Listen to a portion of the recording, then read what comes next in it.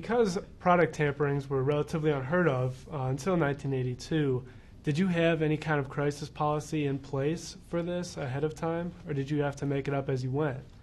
Well, Kevin, that's a very interesting question. If I were to tell you that crises management did not exist in the terminology of public relations people prior to 1982, that was the birth of crises management. Jim Burke, our chairman at the time, chairman and CEO, called it the birth of a cottage industry.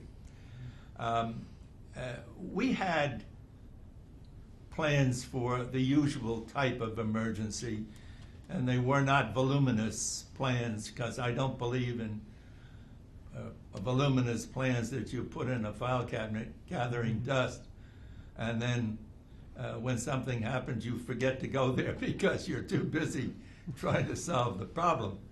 And we had plans for such things as explosions at factories, and particularly in places where there was volatile material. And we went through that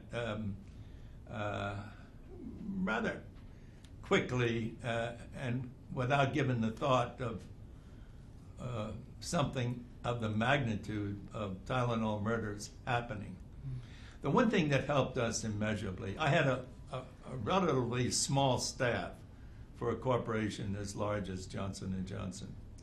And I had on the staff 5 trained journalists, including myself.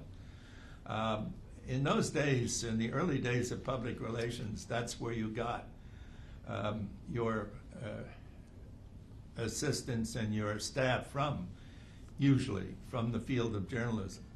And these 5 people, including the 4 others and myself, we knew the business of news, and we knew how news was generated, and we knew how news was written, and we knew what reporters needed and what they wanted.